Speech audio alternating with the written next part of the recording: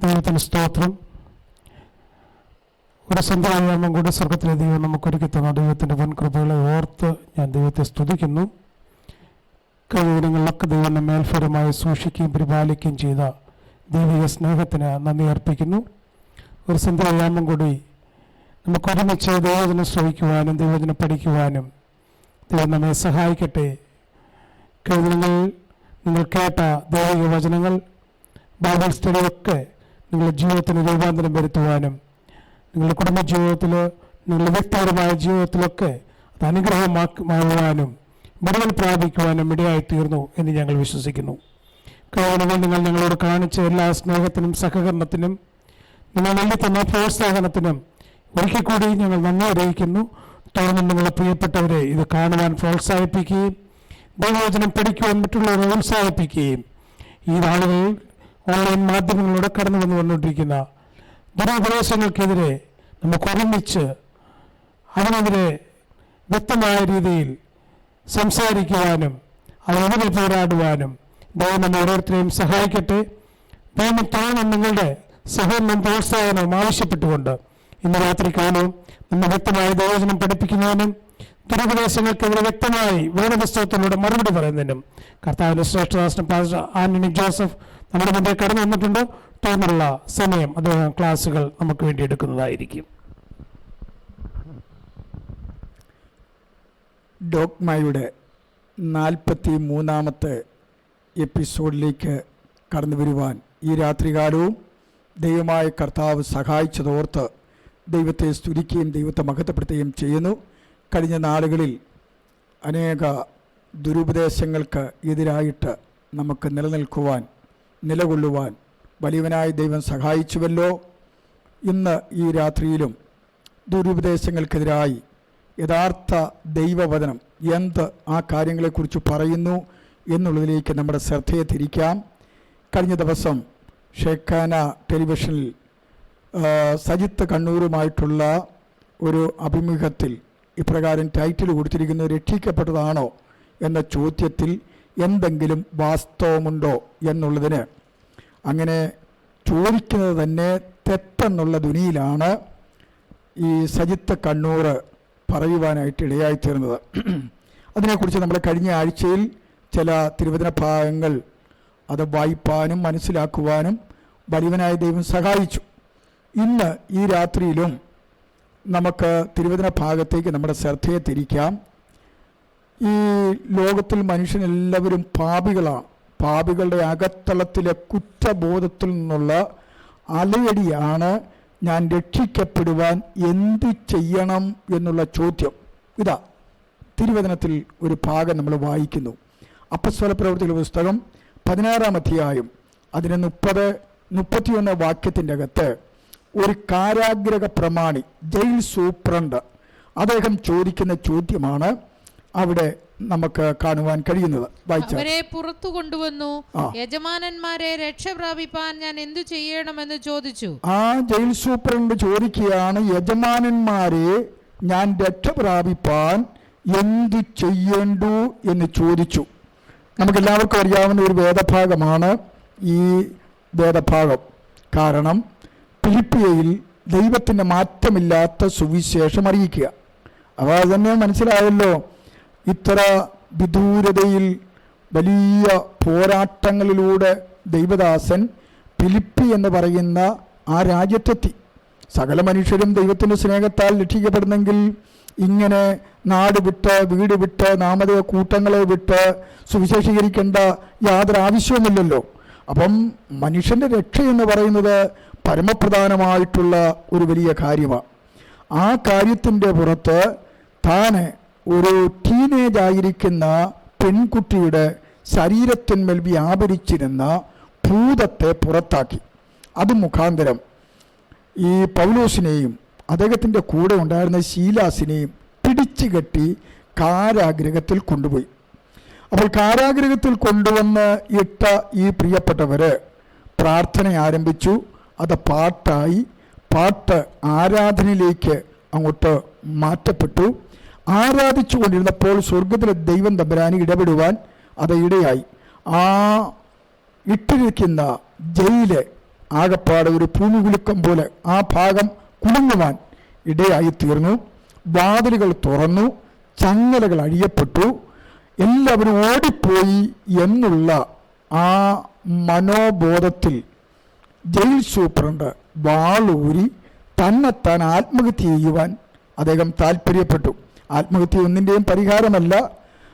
ഇദ്ദേഹം ആത്മഹത്യ ചെയ്യുവാൻ താല്പര്യപ്പെട്ടപ്പോൾ പൗലോസ് അപ്പോസ്തലൻ ഞങ്ങളാരും ഓടിപ്പോയിട്ടില്ല, ഞങ്ങളെല്ലാവരും ഇവിടെയുണ്ട് എന്ന് പറഞ്ഞു കഴിഞ്ഞപ്പോൾ അദ്ദേഹം പറയുന്ന പ്രസ്താവനയാണ് നമ്മൾ വായിച്ചത്. ഒന്നുകൂടെ ആ 30-ാമത്തെ വാക്യം പുറത്തു കൊണ്ടുവന്നു. ഈ ജയിൽ സൂപ്രണ്ടിനെ പുറത്തു കൊണ്ടുവന്നു. യജമാനന്മാരെ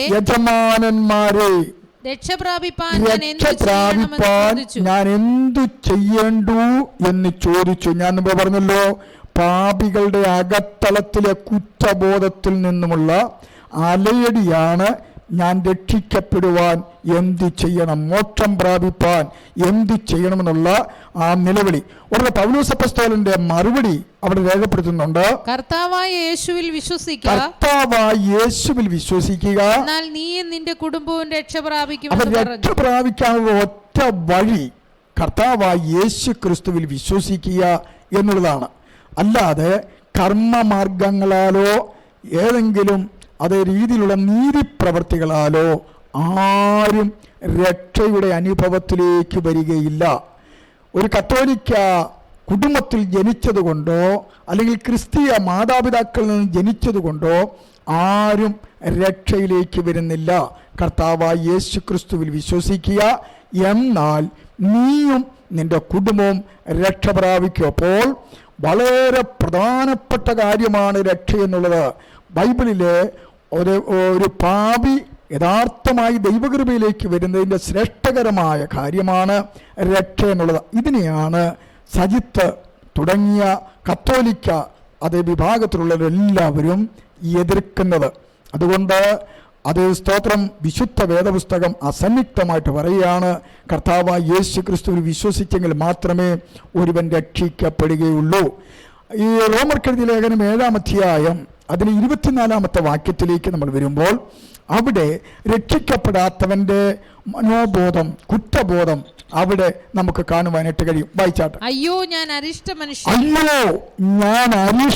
മനുഷ്യൻ, ഈ മരണത്തിന് അധീനമായ ശരീരത്തിൽ നിന്ന് എന്നെ ആർ വിടുവിക്കും. കണ്ടോ, ഒരു മോചനത്തിന് വേണ്ടി, മോക്ഷത്തിന് വേണ്ടി, ഒരു വിടുതലിന് വേണ്ടി ആഗ്രഹിക്കുകയാണ് ഒരു പാപിയായ മനുഷ്യൻ.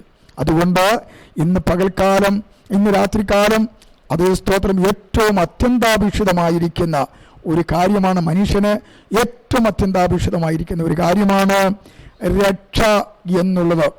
ആ രക്ഷ കരസ്ഥമാക്കണം. ഇവിടെ ഇതാ കർത്താവായ യേശു ക്രിസ്തുവിനെ ക്രൂശീകരിച്ചു, യേശു അത് പുനരുദ്ധരിച്ചു, അതിനുശേഷം പുനരുത്ഥാനം പ്രാപിച്ച് 40-ലധികം അത് ദിവസങ്ങൾ യെരുശലേമിന് ചുറ്റുപാടുമൊക്കെ അത് ശിഷ്യന്മാരുമായിട്ട് സംഭാഷിച്ച അനന്തരം യേശു സ്വർഗത്തിലേക്ക് പോയി. അതിനുശേഷം താൻ വാഗ്ദത്തം ചെയ്ത പരിശുദ്ധാത്മാവിനെ അവരുടെ മേൽ അയച്ചു. അങ്ങനെ അപ്പോസ്തല പ്രവൃത്തികളുടെ പുസ്തകം 2-ാം അധ്യായത്തിലേക്ക് നമ്മൾ കടന്നു വരുമ്പോൾ പരിശുദ്ധാത്മാവിൻ്റെ അഭിഷേകം പ്രാപിച്ച് കർത്താവിനെ സ്തുതിക്കുന്നത് കണ്ടിട്ട് ചില ആളുകൾക്ക് തോന്നി ഇവർ പുതുവീഞ്ഞ് കുടിച്ച് എന്തൊക്കെയോ പറയുകയാണെന്ന്, അന്യഭാഷ പറയുന്നത് കേട്ടപ്പോൾ. അതിന് അപ്പോസ്തലനായിരിക്കുന്ന പത്രോസ്ലീഹ അതങ്ങനെയല്ല, പുതുവീഞ്ഞ് കുടിച്ചിട്ടല്ല, മറിച്ച് യോവേൽ പ്രവാചകൻ പറഞ്ഞ ആ കാര്യത്തിൻ്റെ അല്ലെങ്കിൽ പ്രവചനത്തിൻ്റെ നിവൃത്തി എന്ന വണ്ണമാണ് ഇപ്പോൾ ഇത് സംഭവിച്ചിരിക്കുന്നത് എന്ന് പറഞ്ഞ് ഒരു പ്രസംഗം അങ്ങ് പ്രസംഗിച്ചു. പ്രസംഗത്തിൻ്റെ അവസാന ഭാഗത്തേക്ക് വന്നപ്പോൾ കേൾവിക്കാരായിരിക്കുന്ന അനേകായിരം ആളുകൾ പത്രോസിൻ്റെ അടുക്കൽ വന്നിട്ട് ചോദിക്കുന്ന ചോദ്യമാണ് അപ്പോസ്തല പ്രവൃത്തികളുടെ പുസ്തകം 2-ാം അധ്യായം 37-38 വാക്യം. ഇത് കേട്ടിട്ട് അവർ ഹൃദയത്തിൽ കുത്തുകൊണ്ട് പത്രോസിനോടും ശേഷം അപ്പോസ്തലന്മാരോടും സഹോദരന്മാരായ പുരുഷന്മാരെ ഞങ്ങൾ എന്തു ചെയ്യേണ്ടു എന്ന് ചോദിച്ചു. കണ്ടോ, സഹോദരന്മാരായ പുരുഷന്മാരെ, ഞങ്ങൾ ഒത്തിരി തെറ്റുകൾ ചെയ്തു, കുറ്റങ്ങൾ ചെയ്തു, ഞങ്ങൾ പാപികളാ, ഞങ്ങൾ എന്ത് ചെയ്യണം എന്ന് പത്രോസിനോട് അത് ചോദിക്കുകയാണ്. അടുത്തത് പത്രോസ് അവരോട് നിങ്ങൾ മാനസാന്തരപ്പെട്ട് കണ്ടോ, നിങ്ങൾ മാനസാന്തരപ്പെട്ട് അല്ലെങ്കിൽ രക്ഷിക്കപ്പെട്ട് നിങ്ങളുടെ പാപങ്ങളുടെ മോചനത്തിനായി ഓരോരുത്തൻ യേശുക്രിസ്തുവിന്റെ നാമത്തിൽ സ്നാനമേൽപ്പീൻ. അപ്പോൾ പരമപ്രധാനമായിട്ടുള്ള കാര്യമാണ് രക്ഷിക്കപ്പെടുക എന്നുള്ളത്. ഈ രക്ഷിക്കപ്പെടുന്നവരെയാണ് തിരുസഭയുടെ അംഗങ്ങളാക്കുന്നത്. നമ്മൾ വായിക്കുന്നുണ്ട് 2-ാം അധ്യായം തന്നെ അപ്പോസ്തലപ്രവൃത്തിയുടെ പുസ്തകം അതിന്റെ 47-ാമത്തെ വാക്യത്തിന്റെ അകത്ത് ഇപ്രകാരം അത് വായിക്കുന്നു: കർത്താവ് രക്ഷിക്കപ്പെടുന്നവരെ ദിനം പ്രതി സഭയോട് ചേർത്തുകൊണ്ടിരുന്നു. അപ്പൊ അതുകൊണ്ടാണ് ഈ രക്ഷയുടെ അനുഭവം പ്രാപിച്ച ഓരോ വ്യക്തികളും രക്ഷിക്കപ്പെടാത്തവരോട് ചോദിക്കുന്നത്, നിങ്ങൾ രക്ഷിക്കപ്പെട്ടോ? അതിന് വിലങ്ങ് തടിയായിട്ട് നിൽക്കുക സജിത്തും സജിത്തിന്റെ കൂടെയുള്ളവരും അതിന് വിലങ്ങ് തടിയാണ്. അതുകൊണ്ട് വളരെ പരമപ്രധാനമായ ഒരു കാര്യമാ രക്ഷിക്കപ്പെട്ടോ, നിങ്ങൾ രക്ഷിക്കപ്പെട്ടോ എന്ന് ചോദിക്കുക തന്നെ ചെയ്യണം. കാരണം അല്ല എങ്കിൽ വേദപുസ്തകം വിളിച്ചു പറയുന്നവർ ശിക്ഷാവിധിയിലേക്ക് പോകും. അതുകൊണ്ട് ഏത് വ്യക്തിയെ കണ്ടാലും രക്ഷിക്കപ്പെട്ടോ എന്ന് ചോദിക്കുന്നതിന് ഒരു കുഴപ്പവുമില്ല. രക്ഷിക്കപ്പെട്ടില്ലെങ്കിൽ യേശുക്രിസ്തുവിലൂടെയുള്ള രക്ഷ അവരെ പറഞ്ഞ് മനസ്സിലാക്കണം. അതെത്ര എതിർപ്പുണ്ടെങ്കിലും ഏതെല്ലാം നിയമങ്ങളുണ്ടെങ്കിലും നോക്കൂ, പത്രോസ് അപ്പോസ്തലൻ അപ്പോസ്തലപ്രവൃത്തി 4:12 പറഞ്ഞിരിക്കുകയാണ്, മറ്റൊരുത്തനിലും രക്ഷയില്ല, രക്ഷിക്കപ്പെടുവാൻ ആകാശത്തിന് കീഴെ ഭൂമിക്ക് മുകളിൽ നൽകപ്പെട്ട ഒരേ ഒരു നാമമേ ഉള്ളൂ. ആ നാമത്തിലൂടെ സർവ ജനങ്ങളും സകലമാന മനുഷ്യരും രക്ഷ പ്രാപിക്കണം എന്നാണ് എൻ്റെ കർത്താവിൻ്റെ ആഗ്രഹം. അപ്പൊ ആ രക്ഷയുടെ സമ്പൂർണ്ണത വരുമ്പോഴത്തേക്ക് കർത്താവ് വരുന്നത്. ഒരു വേദഭാഗം നമുക്ക് വായിക്കാം. റോമർക്കെഴുതിയ ലേഖനം അതിൻ്റെ 11-ാം അധ്യായം 25-26 വാക്യങ്ങൾ വായിക്കുമ്പോൾ അതേ സ്തോത്രം കൃപയുടെ ആ കാലഘട്ടം കഴിഞ്ഞു കഴിയുമ്പോൾ കർത്താവ് വരും. അത് കർത്താവ് ഒരു ഫിക്സഡ് ടൈം വെച്ചിട്ടുണ്ട്. മനുഷ്യർക്ക് ആർക്കും അറിയത്തില്ല. അത് ദൈവത്തിന് മാത്രം അറിയാവുന്ന കാര്യമാണ്. അന്നാണ് രക്ഷ പൂർണ്ണമാകുന്നത്. ഇവിടെ ഈ ഭൂലോകത്തിൽ അതേ രക്ഷ പൂർണ്ണമാകും. പിന്നീട് യഹൂദൻ രക്ഷിക്കുവാനുള്ള അതേ കാര്യമാണ് കർത്താവ് ചെയ്യുന്നത്. അവിടെ വായിക്കുന്നത് ഇങ്ങനെയാണ്: സഹോദരന്മാരെ നിങ്ങൾ ബുദ്ധിമാന്മാരെന്ന് നിങ്ങൾക്ക് തന്നെ തോന്നാതിരിപ്പാൻ ഈ രഹസ്യം അറിയാതിരിക്കരുത് എന്ന് ഞാൻ ആഗ്രഹിക്കുന്നു. അടുത്തത്, ജാതികളുടെ പൂർണ്ണസംഖ്യ ചേരുവോളം കണ്ടോ, ജാതികളുടെ പൂർണ്ണസംഖ്യ ചേരുവോളം ഇസ്രായേലിന് അംശമായി കാഠിന്യം ഭവിച്ചിരിക്കുന്നു. അടുത്തത്, ഇങ്ങനെ ഇസ്രായേൽ മുഴുവനും രക്ഷിക്കപ്പെടും. കണ്ടോ, അപ്പോൾ ഇപ്പോൾ ജാതികളെ രക്ഷിക്കുന്ന സമയമാണ്. ജാതികളായിരിക്കുന്ന യഹൂദൻ ഒഴിച്ച് സകലമാന ആളുകളും ജാതികളാണ്. അപ്പൊ യഹൂദനിൽ നിന്നും ജാതികളിൽ നിന്നും രക്ഷിക്കപ്പെടുന്നവരാണ് തിരുസഭയുടെ അംഗങ്ങൾ. രക്ഷിക്കപ്പെടുന്നവരെ ദിനം പ്രതി സഭയോട് ചേർത്തുകൊണ്ടിരുന്നു. അപ്പോൾ ഇവിടെ ശ്രദ്ധിച്ചോ, അതിനുശേഷമാണ് ഇനിയും 7 വർഷക്കാലമുണ്ട്. അത് മഹോപദ്രവത്തിന്റെ കാലഘട്ടമാണ്. എതിർ ക്രിസ്തുവാണ് ഇവിടെ ഭരിക്കുന്നത്. ആ സമയത്ത് അവിടെ അന്ന് ജീവനോടുകൂടി ഇരിക്കുന്ന യേശുക്രിസ്തുവിൽ വിശ്വസിക്കുന്ന സകലമാന യഹൂദന്മാരും രക്ഷിക്കപ്പെടും. അതുകൊണ്ട് ജാതികൾക്കും അത് യഹൂദനും എല്ലാവർക്കും ഈ പദം ആപ്ലിക്കബിൾ ആണ്, രക്ഷിക്കപ്പെടുക എന്നുള്ള പദം.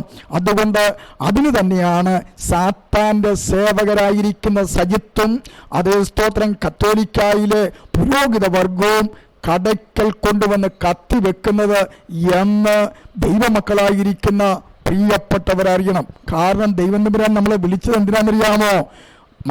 യോഹന്നാന്റെ സുവിശേഷം 15-ാം അധ്യായം അതിന്റെ 16-ാമത്തെ വാക്യത്തിനകത്ത് വായിക്കുന്നു, നിങ്ങൾ എന്നെ തെരഞ്ഞെടുത്തു എന്നല്ല, ഞാൻ നിങ്ങളെ തെരഞ്ഞെടുത്തു. നിങ്ങൾ പോയി ഫലം കായ്ക്കേണ്ടതിന്. എന്തിനു വേണ്ടിയിട്ടാ? പോയി ഫലം കായ്ക്കേണ്ടതിന്, നിങ്ങളുടെ ഫലം നിലനിൽക്കേണ്ടതിന് നിങ്ങളെ ആക്കി വെച്ചിരിക്കുന്നു. അപ്പോൾ ദൈവം തമ്പുരാൻ നമ്മളെ തെരഞ്ഞെടുത്തത് പോകണം. പോയി ജാതികളായിരിക്കുന്ന രക്ഷിക്കപ്പെടാതിരിക്കുന്നവരോട് രക്ഷിക്കപ്പെട്ടോ എന്ന് ചോദിച്ച് അതേ രക്ഷിക്കപ്പെടാത്തവരോട് സുവിശേഷം അവരോട് പറയണം. ശ്രേഷ്ഠകരമായ സുവിശേഷം അവരോട് പറയണം. ദാവീദിന് സന്തതിയായി ജനിച്ചു, മരിച്ചു, അടക്കപ്പെട്ടു, മൂന്നാം നാൾ ഉയർത്തെഴുന്നേറ്റിരിക്കുന്ന യേശുവിന്റെ സുവിശേഷം അവരോട് പറയണം. അതാണ് കർത്താവ് ആഗ്രഹിക്കുന്നത്. അതിനാണ് 1 പത്രോസിന്റെ ലേഖനം 2-9 പത്രോസ്ലീഹ പറയുകയാണ്, നിങ്ങളുടെ വിശ്വാസത്തിന്റെ അന്തമായ അല്ല, 1 പത്രോസിന്റെ ലേഖനം അതിന് 2-9 1 പത്രോസ് അതിന്റെ 2 നിങ്ങളോ അന്ധകാരത്തിൽ നിന്ന് അത്ഭുത പ്രകാശത്തിലേക്ക്. അപ്പോ രക്ഷിക്കപ്പെടുന്നവരെല്ലാം അന്ധകാരത്തിൽ നിന്നും അത്ഭുത പ്രകാശത്തിലേക്ക് നിങ്ങളെ വിളിച്ചവന്റെ സൽഗുണങ്ങളെ ഘോഷിപ്പാൻ തക്കവണ്ണം തിരഞ്ഞെടുക്കപ്പെട്ട ഒരു ജാതിയും. അപ്പൊ തെരഞ്ഞെടുക്കപ്പെട്ടത് എന്തിനാണെന്നറിയാവോ? ഈ കർത്താവായ യേശുക്രിസ്തുവിന്റെ സൽഗുണങ്ങളെ ഘോഷിക്കണം, സുവിശേഷം പറയണമെന്ന് പച്ച മലയാളത്തിൽ. അതല്ലേ കർത്താവിന്റെ അന്ത്യകൽപ്പന. മർക്കോസിന്റെ സുവിശേഷം 16-15 മുതൽ വാക്യത്തിനകത്ത് നിങ്ങൾ ഭൂലോകത്തിലൊക്കെയും പോയി സകല ജാതികളോടും സുവിശേഷം പറയണം. അങ്ങനെ പറയുമ്പോഴത്തേക്ക് എന്ത് ചെയ്യും? അതേ സ്ഥലം വിശ്വസിക്കുകയും സ്നാനമേൽക്കുകയും ചെയ്യുന്നവൻ രക്ഷിക്കപ്പെടും, വിശ്വസിക്കാത്തവനോ ശിക്ഷാവിധിയിലകപ്പെടും. അതുകൊണ്ട് അതേ രക്ഷിക്കപ്പെടണം. രക്ഷിക്കപ്പെടുന്ന ദൂതാണ് ആദ്യമേ ഒരു മനുഷ്യന്റെ മുമ്പിൽ അവതരിപ്പിക്കേണ്ടത്. കാരണം മനുഷ്യനെല്ലാം ശിക്ഷാവിധിയിലാണ്, മനുഷ്യനെല്ലാം പാപികളാണ്, നീതിമാന്മാരാരുമില്ല, ഒരുത്തൻ പോലുമില്ല. അതിനുവേണ്ടി ദൈവം തമ്പുരാൻ എന്ത് ചെയ്തിരിക്കുന്നു? അതേ സ്തോത്രം, ദൈവത്തിന്റെ മക്കളെ ഇതിനായിട്ട് തെരഞ്ഞെടുത്തിരിക്കുകയാണ്. ആയതുകൊണ്ട് ഈ രക്ഷ എന്ന് പറയുന്നത് വളരെ ആവശ്യകതയുള്ള കാര്യമാണ്. രക്ഷയുടെ ആവശ്യകത അത് പരമപ്രധാനമായ കാര്യമാണ്. രക്ഷയുടെ ആവശ്യകതയെക്കുറിച്ച് ചില കാര്യങ്ങൾ ഇന്ന് ഈ രാത്രികാലം അത് ഓർപ്പിക്കുകയാണ്. ഒന്നാമത്, മനുഷ്യൻ പാപിയാണ്. അതിനാൽ പാപമോചനവും രക്ഷയും മനുഷ്യന് എന്നും എന്നേക്കും ആവശ്യമാണ്. 2, പാപിയായ മനുഷ്യന് സ്വയം പാപത്തിൽ നിന്നും കരകയറുവാൻ സാധ്യമല്ല.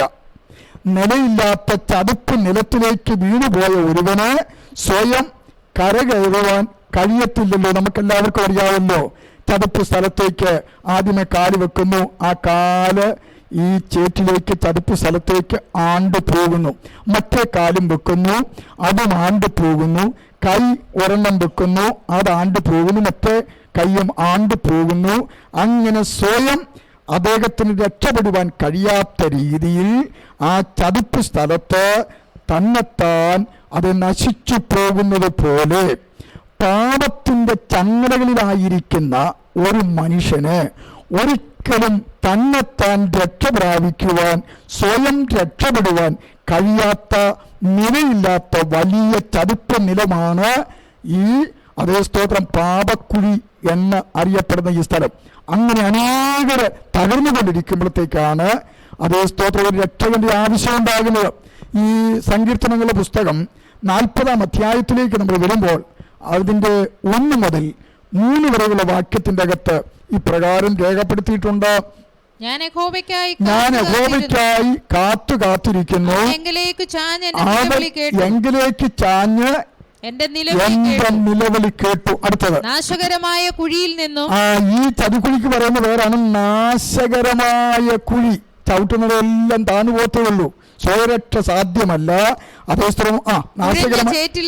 അടുത്ത പദമാണ് കുഴഞ്ഞ ചേറ്. ഇതിന്റെ അവസ്ഥ, ഇതിന്റെ അകത്ത് വീണാലുള്ള അവസ്ഥ എങ്ങനെയാണ്? സ്വയം രക്ഷ സാധ്യമല്ല. മനുഷ്യനെല്ലാം നാശകരമായ കുഴിയിലാണ്. അതിനാൽ മനുഷ്യർക്ക് മറ്റൊരു മനുഷ്യനെ രക്ഷിക്കുവാൻ കഴിയത്തില്ല എന്ന് നമുക്ക് കാണുവാനായിട്ട് കഴിയും. അതുകൊണ്ട് അതേ സ്തോത്രം, ഈ രക്ഷയുടെ ആവശ്യകത വളരെ പ്രധാനപ്പെട്ട ഒരു കാര്യമാണ്. 3-ാമത്തത്, പാപനിമിത്തം മനുഷ്യന്റെ ആത്മാവ് ദൈവത്തോടുള്ള ബന്ധം നഷ്ടപ്പെട്ടു കിടക്കുകയാണ്. ദൈവമായിട്ട് യാതൊരു ബന്ധവുമില്ല. ബന്ധം നഷ്ടപ്പെട്ട് അത് ഇരിക്കുന്ന അനേക മനുഷ്യരെ നമുക്ക് കാണുവാനായിട്ട് കഴിയും.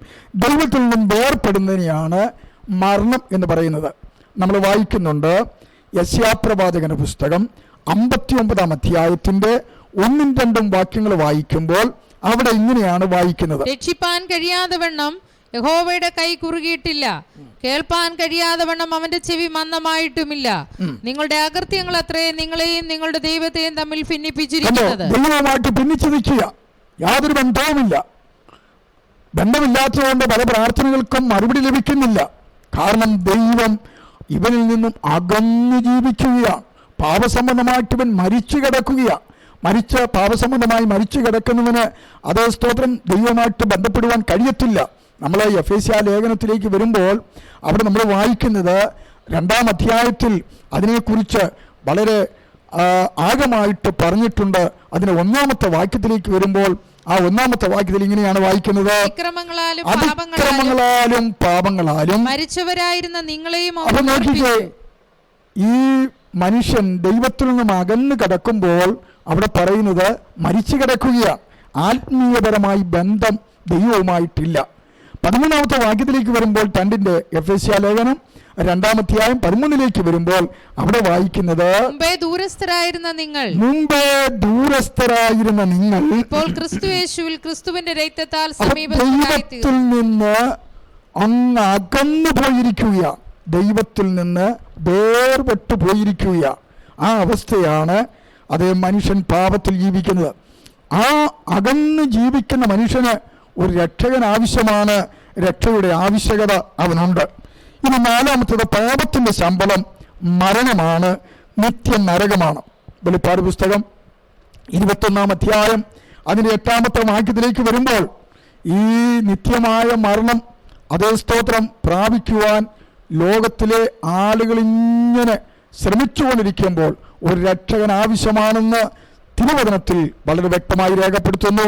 വായിക്കാം 21:8. എന്നാൽ ഭീരുക്കൾ, അവിശ്വാസികൾ, അറക്കപ്പെട്ടവർ, കുലപാതകന്മാർ, ദുർനടപ്പുകാർ, ക്ഷുദ്രക്കാർ, എന്നിവർക്കും ഭോഷ്ക് പറയുന്ന ഏവർക്കുമുള്ള ഓഹരി തീയും ഗന്ധവും കത്തുന്ന പൊയ്കയിലത്രേ. കണ്ടോ? അപ്പോൾ നിത്യമായ നരകത്തിൽ നിന്ന് ഒരു മോചനം നേടണം, രക്ഷ നേടണം. അതുകൊണ്ട് രക്ഷ വളരെ ആവശ്യകതയുള്ളതാണ് നമുക്ക് കാണുവാനായിട്ട് കഴിയും. 5, പാപപരമായിട്ടുള്ള ശാപം, അത് മുഖാന്തരം ഉണ്ടാകുന്ന രോഗം, വിഷാദം, അകാരണമായിട്ടുള്ള ഭയം, വേദന, ഉത്കണ്ഠ, നിരാശ, ഇവയിൽ നിന്നും പരമാവധി വിടുതലും സംരക്ഷണവും ലഭിക്കുവാൻ രക്ഷ അത്യാവശ്യമാണ്. 6, ദൈവരാജ്യത്തിൽ പ്രവേശിക്കണമെങ്കിൽ രക്ഷ അത്യന്താപേക്ഷിതമാണ്. 1 കൊരിന്ത്യർ ലേഖനം 6-ാം അധ്യായം 9 മുതൽ 11 വരെയുള്ള വാക്യത്തിന്റെ അകത്ത് വായിക്കുന്നു: അന്യായം ചെയ്യുന്നവർ ദൈവരാജ്യം അവകാശമാക്കിയില്ല എന്നറിയുന്നില്ലയോ? അടുത്തത്, നിങ്ങളെ തന്നെ വഞ്ചിക്കാതിരിപ്പീൻ. ദുർനടപ്പുകാർ, വിഗ്രഹാരാധികൾ, വ്യഭിചാരികൾ, സ്വയംഭോഗികൾ, പുരുഷകാമികൾ, കള്ളന്മാർ, അത്യാഗ്രഹികൾ, മദ്യപന്മാർ, വാവിഷ്ണക്കാർ, പിടിച്ചുപറിക്കാർ എന്നിവർ ദൈവരാജ്യം അവകാശമാക്കുകയില്ല. അപ്പോൾ ഇങ്ങനെയുള്ളവർക്ക് രക്ഷ അത്യാവശ്യമാണ്. അതുകൊണ്ട് അവിടെ പറയുന്നു, ദൈവരാജ്യത്തിൽ പ്രവേശിക്കണമെങ്കിൽ രക്ഷ അത്യാവശ്യമാണ്. യോഹന്നാന്റെ സുവിശേഷം 3-ാം അധ്യായം 1 മുതൽ 5 വരെയുള്ള പരമഭക്തനായിട്ട് ജീവിക്കുന്ന ലോകക്കാരുടെ മതപരമായിട്ടുള്ള ചടങ്ങുകളിലെല്ലാം അഗ്രഗണ്യനായിരിക്കുന്ന നിക്കോദോമോസിനോട് യേശു ക്രിസ്തു പറയുന്ന പ്രസ്താവന നിങ്ങൾ കേട്ടുകൊള്ളുക. 3-ാം അധ്യായം, യോഹന്നാൻ 3-ാം അധ്യായം 1 മുതൽ 5 വരെയുള്ള വാക്യങ്ങൾ. പരീശന്മാരുടെ കൂട്ടത്തിൽ യഹൂദന്മാരുടെ ഒരു പ്രമാണിയായി നിക്കോദിമോസ് എന്നു പേരുള്ള ഒരു മനുഷ്യനുണ്ടായിരുന്നു. അവൻ രാത്രിയിൽ അവന്റെ അടുക്കൽ വന്നവനോട്, റബി, നീ ദൈവത്തിന്റെ അടുക്കൽ നിന്ന് ഉപദേഷ്ടാവായി വന്നിരിക്കുന്നുവെന്ന് ഞങ്ങൾ അറിയുന്നു. ദൈവം തന്നോടുകൂടെ ഇല്ലെങ്കിൽ നീ ചെയ്യുന്ന ഈ അടയാളങ്ങളെ ചെയ്യുവാൻ ആർക്കും കഴിയുകയില്ല എന്ന് പറഞ്ഞു. യേശു അവനോട്, ആമേൻ ആമേൻ, ഞാൻ നിന്നോട് പറയുന്നു, പുതുതായി ജനിച്ചില്ല എങ്കിൽ ദൈവരാജ്യം കാണുവാൻ ആർക്കും കഴിയുകയില്ല എന്ന് ഉത്തരം പറഞ്ഞു. നോക്കൂ, പുതിയതായിട്ട് ജനിക്കുന്നില്ല എങ്കിൽ ദൈവരാജ്യം കാണുകയില്ല എന്ന് പറഞ്ഞു. അപ്പോൾ ഇദ്ദേഹത്തോടെ വേറെ എന്തെങ്കിലും നല്ല കാര്യങ്ങളൊക്കെ പറഞ്ഞ്, വേറെ ഇതിനപ്പുറം ഒരു നല്ല കാര്യമില്ല എങ്കിലും എന്തെങ്കിലുമൊക്കെ കാര്യങ്ങളൊക്കെ പറഞ്ഞ് ഈ യഹൂദന്മാരുടെ പ്രീതിയൊക്കെ യേശുവിന് സമ്പാദിക്കാമായിരുന്നു. എന്നാൽ യേശു പറഞ്ഞ എന്നാണെന്നറിയാമോ? അതേ സ്തോത്രം, ഇവൻ പരീശനാണെങ്കിലും ഒത്തിരി സൽപ്രവൃത്തികൾ ചെയ്യുന്നതാണെങ്കിലും ആഴ്ചയിൽ 2 പ്രാവശ്യം ഉപവസിച്ച് പ്രാർത്ഥിക്കുന്നവനാണെങ്കിലും എല്ലാ കൽപ്പനകളും ചിട്ടയായിട്ട് അത് നടത്തുന്നവനാണെങ്കിലും അവനോട് പറയുകയാണ്, നീ പുതിയതായിട്ട് ജനിക്കണം, നീ മാനസാന്തരപ്പെടണം, അല്ലെങ്കിൽ രക്ഷിക്കപ്പെടണം എന്ന് കർത്താവ് കറ തീർന്ന് പറഞ്ഞിരിക്കെ, സ്നേഹിത, സുഹൃത്തെ, ഈ സജിത്ത് പറയുന്നത് അതേ സ്തോത്രം രക്ഷിക്കപ്പെട്ടോ എന്ന് ആരോടും ചോദിക്കണ്ട, അതിൻ്റെ ആവശ്യമില്ല, എല്ലാവരും രക്ഷിക്കപ്പെട്ട് കിടക്കുകയാണ് എന്നൊക്കെ പറയുമ്പോഴത്തേക്കും യേശു ഈ ലോകത്തിലേക്ക് വരേണ്ട ആവശ്യമില്ലായിരുന്നല്ലോ, പെടഞ്ഞു മരിക്കേണ്ട ആവശ്യമില്ലായിരുന്നല്ലോ, ഈ സുവിശേഷം അപ്പസ്തോലന്മാരെ ഏൽപ്പിക്കേണ്ട ആവശ്യമില്ലായിരുന്നല്ലോ.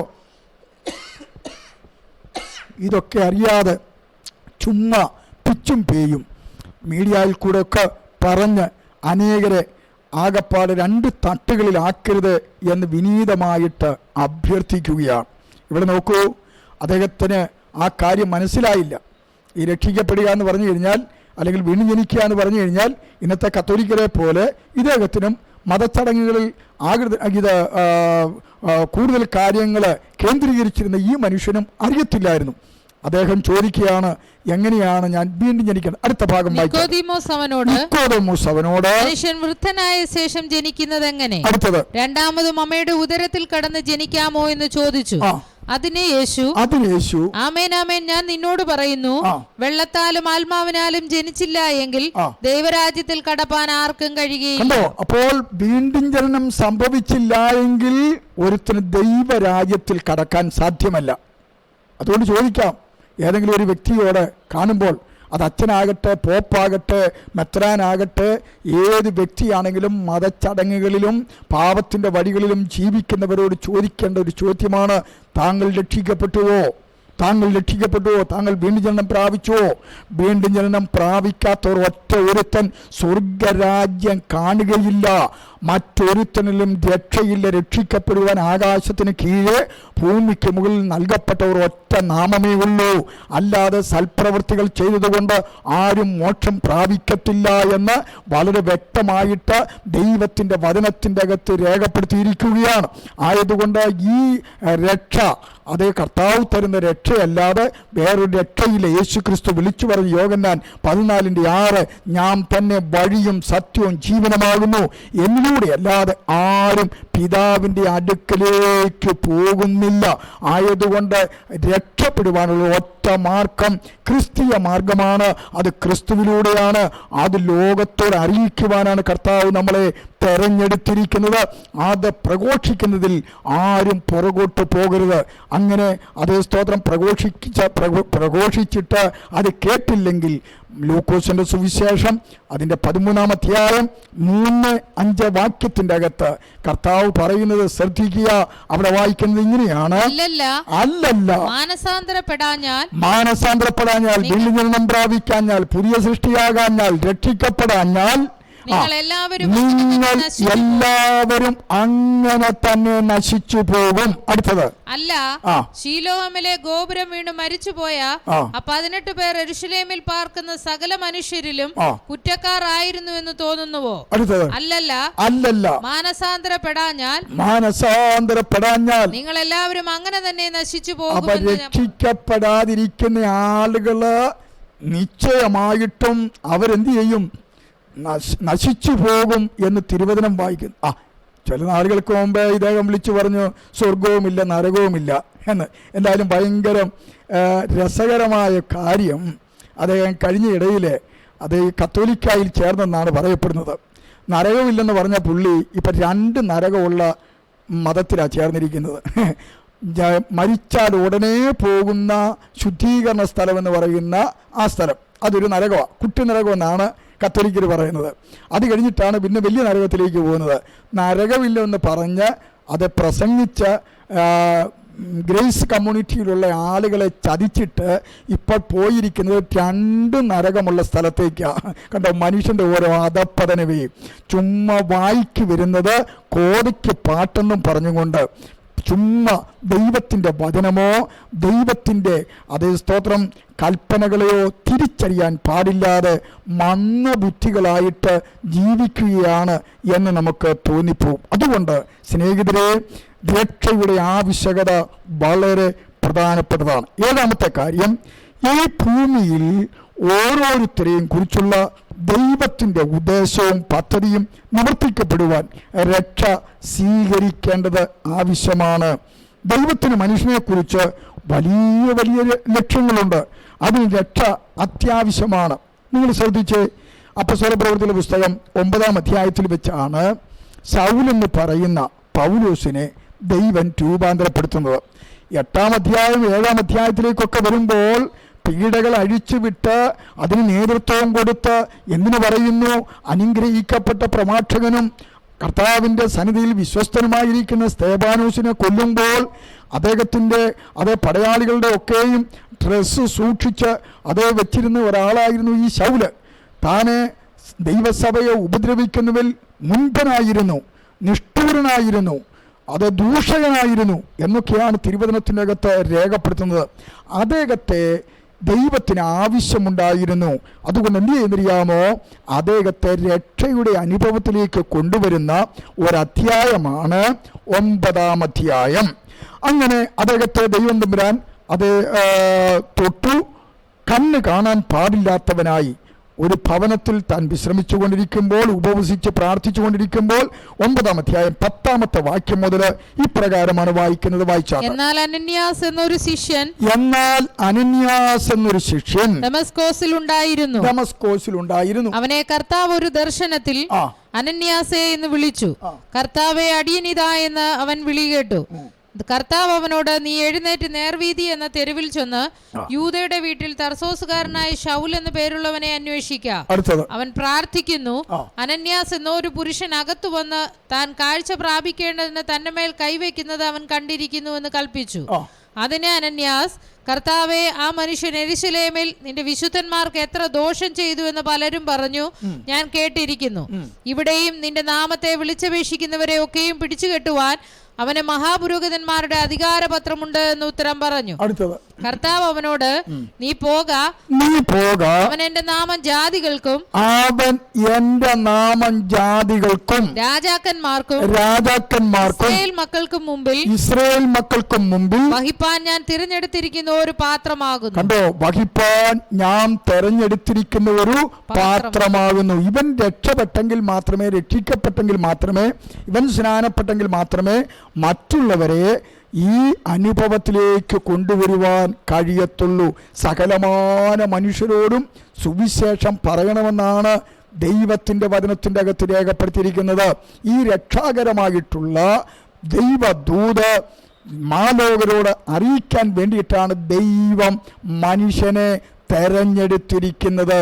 അതുകൊണ്ട് ഏത് വ്യക്തിയോടും താങ്കൾ രക്ഷിക്കപ്പെട്ടതാണോ, മാനസാന്തരപ്പെട്ടതാണോ, വീണ്ടും ജനനം പ്രാപിച്ചതാണോ, പുതിയ സൃഷ്ടിയാണോ എന്ന് ചോദിക്കേണ്ട ഉത്തരവാദിത്വം ഓരോ ക്രൈസ്തവനുമുണ്ടെന്നുള്ള കാര്യം മറന്നു പോകരുത്. ഇവിടെ അതാണ്. ഓരോരുത്തരെ കുറിച്ചും ദൈവത്തിന് ഒരു പ്രത്യേക ലക്ഷ്യമുണ്ട്, ഉദ്ദേശമുണ്ട്. അത് രക്ഷിക്കപ്പെട്ടു വന്നെങ്കിൽ മാത്രമേ ആ ലക്ഷ്യം ഫുൾഫിൽ ചെയ്യുവാൻ ഇടയാകത്തുള്ളൂ. അപ്പോസ്തല പ്രവൃത്തിയുടെ പുസ്തകം 10-ാം അധ്യായത്തിലേക്ക് വരുമ്പോൾ അവിടെ വായിക്കുന്നത് ഇങ്ങനെയാണ്. കൈസ്രിയിൽ ഇത്താലിക എന്ന പട്ടാളത്തിൽ കൊർന്നല്യോസ് എന്നു പേരുള്ള ഒരു ശതാധിപൻ ഉണ്ടായിരുന്നു.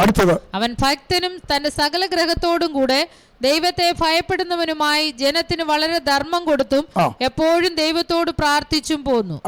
അവൻ പകൽ ഏകദേശം 9-ാം മണി നേരത്ത് ഒരു ദർശനത്തിൽ ഒരു ദൈവദൂതൻ തന്റെ അടുക്കൽ അകത്തു വരുന്നത് സ്പഷ്ടമായി കണ്ടു. കൊർന്നല്യോസേ എന്ന് തന്നോട് പറയുന്നതും കേട്ടു. അവൻ അവനെ ഉറ്റുനോക്കി ഭയഭരവശനായി, എന്താകുന്നു കർത്താവേ എന്ന് ചോദിച്ചു. അവനവനോട്, നിന്റെ പ്രാർത്ഥനയും ധർമ്മവും ദൈവത്തിന്റെ മുമ്പിൽ എത്തിയിരിക്കുന്നു. കണ്ടോ, പ്രാർത്ഥനയും ധർമ്മവും ദൈവത്തിന്റെ മുമ്പിലെത്തി. അപ്പോൾ ദൈവത്തിന് മുമ്പിലെത്തും പ്രവൃത്തികളല്ല.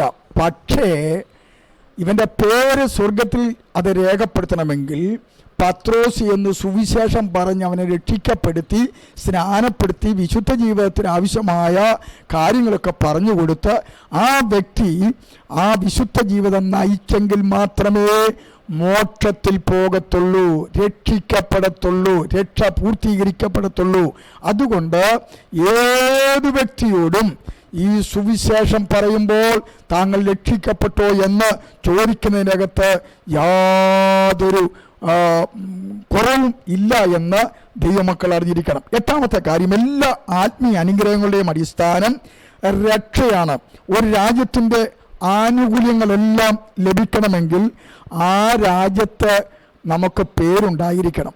അല്ലാതെ നമുക്ക് അത് ലഭിച്ചു എന്ന് വരത്തില്ല. അല്ലെങ്കിൽ പാസ്പോർട്ട് വിസയൊക്കെ കിട്ടി വേറൊരു രാജ്യത്ത്, അതിന് നമുക്ക് പാസ്പോർട്ടും മറ്റു കാര്യങ്ങളും എല്ലാം നമ്മുടെ രാജ്യത്തിൻ്റെതായിട്ടുണ്ടായിരിക്കണം.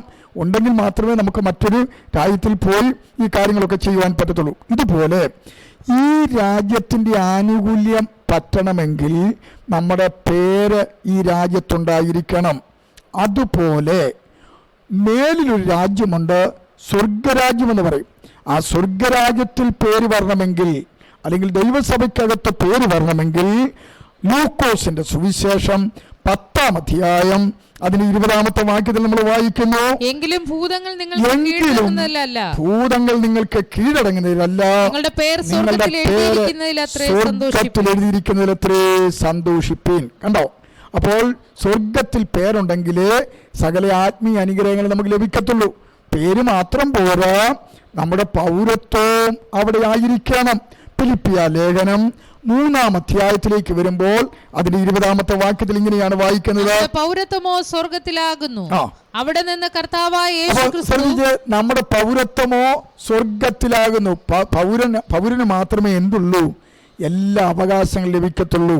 എണ്ണമറ്റ സ്വർഗീയ അനുഗ്രഹങ്ങളെല്ലാം ലഭിക്കുവാൻ നാം സ്വർഗീയ പൗരന്മാർ ആയെങ്കിലേ പറ്റത്തുള്ളൂ എന്ന് വിശുദ്ധ വേദപുസ്തകം വളരെ വ്യക്തമായി രേഖപ്പെടുത്തും. രക്ഷ പ്രാപിച്ചവർക്കാണ് സ്വർഗീയ പൗരത്വം ദൈവം തമ്പുരാൻ കൊടുക്കുന്നത്. അതുകൊണ്ട് രക്ഷ അത്യന്താപേക്ഷിതമാണ്. മാത്രമല്ല, എഫേസ്യ ലേഖനം 1-ാം അധ്യായം 4-ാം വാക്യത്തിൽ സകല അനുഗ്രഹങ്ങളും ഇത് മുഖാന്തരം നമുക്ക് ലഭിക്കും. വായിച്ചേ, നാം തന്റെ സന്നിധിയിൽ വിശുദ്ധരും നിഷ്കളങ്കരുമാകേണ്ടതിന് അവൻ ലോക സ്ഥാപനത്തിനു മുമ്പേ നമ്മെ അവനിൽ തിരഞ്ഞെടുക്കുകയും തിരുഹിതത്തിന്റെ പ്രസാദപ്രകാരം യേശുക്രിസ്തു മുഖാന്തരം നമ്മെ ദത്തെടുക്കേണ്ടതിന് അവൻ പ്രിയനായവനിൽ നമുക്ക് സൗജന്യമായി നൽകിയ തന്റെ കൃപാമഹത്വത്തിന്റെ പുകഴ്ചയ്ക്കായി. അപ്പോൾ സകല ആത്മീയ അനുഗ്രഹങ്ങൾ നമുക്ക് ലഭിക്കണമെങ്കിൽ എന്ത് ചെയ്യണം?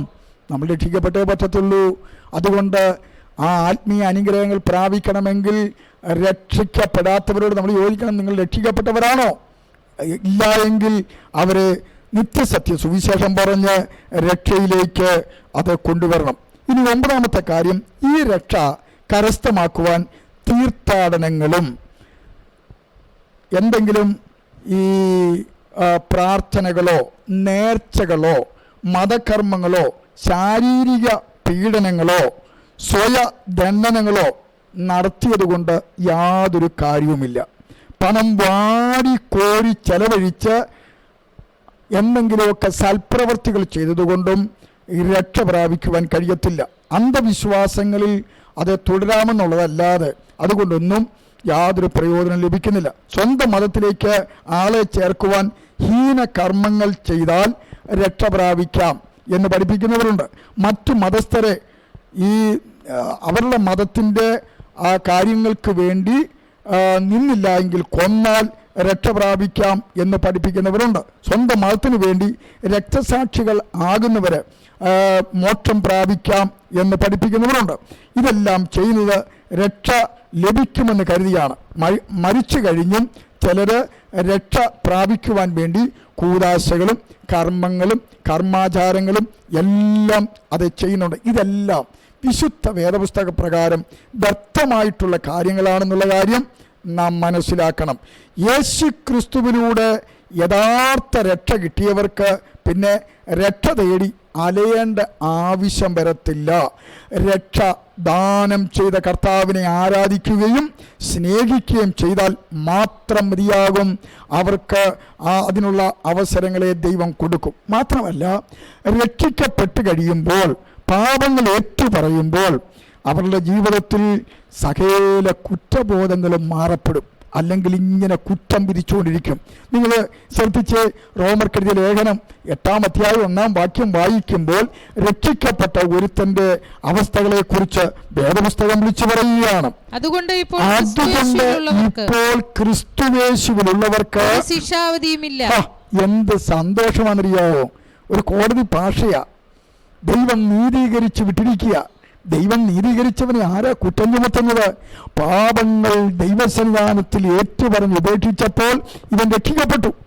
നാളുകളായി തിങ്ങി വിങ്ങിയ കുറ്റബോധത്തിൽ നിന്നും അതിൻ്റെ അലയടികളായിരിക്കുന്ന അതേ പലവിധമായ പ്രതിസന്ധികളിൽ നിന്നും ദൈവം തമ്പുരാൻ അവനെ പൂർണ്ണമായും കുറ്റവിമുക്തനാക്കിയിരിക്കുന്നു. അതാണ് അവിടെ വായിക്കുന്നത്. ഇപ്പോൾ ക്രിസ്തുയേശുവിലുള്ളവർക്ക് ഒരു ശിക്ഷാവിധിയുമില്ല. 2, ഈ പാപങ്ങൾ അങ്ങോട്ട് ഏറ്റു പറഞ്ഞു കഴിയുമ്പോൾ യേശുവിൻ്റെ രക്തം അവരെ ശുദ്ധീകരിക്കുന്നു. ശുദ്ധീകരിച്ചു കഴിഞ്ഞാൽ എന്തൊരു ആശ്വാസമാണെന്നറിയാമോ?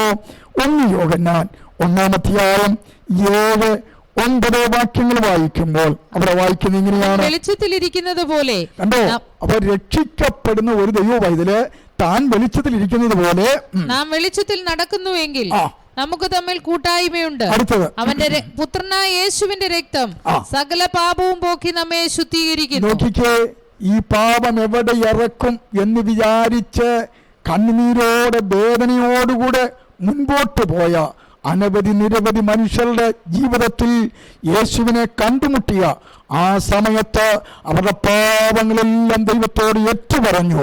ഏറ്റുപറഞ്ഞപ്പോഴത്തേക്കും സംഭവിച്ച കാര്യം എന്താണെന്നറിയാമോ? അടുത്ത വാക്യത്തിനകത്ത് നമ്മുടെ പാപങ്ങളെ ഏറ്റുപറയുന്നുവെങ്കിൽ നമ്മോട് പാപങ്ങളെ ക്ഷമിച്ച് സകല അനീതിയും പോക്കി ശുദ്ധീകരിപ്പാൻ തക്കവണ്ണം. ശുദ്ധീകരണം പ്രാപിച്ചവന്റെ ആശ്വാസം എത്ര അധികമാണെന്നറിയാമോ? അതുകൊണ്ടാണ് അതേ സ്തോത്രം, മനസ്സിന് സന്തോഷമില്ലാതെ കുറ്റബോധത്താൽ നിറയപ്പെട്ടവരോട് നാം ചോദിക്കുന്നത്, താങ്കൾ രക്ഷിക്കപ്പെട്ടുവോ എന്ന് ചോദിക്കുന്നത്.